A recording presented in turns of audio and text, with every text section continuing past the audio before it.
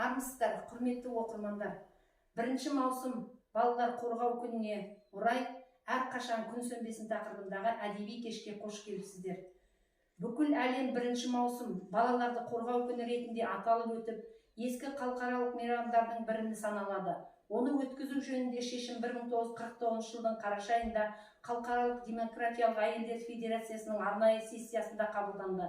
Алғашқы халықаралық балаларды қорғау күні 1950 жылы өткізілді.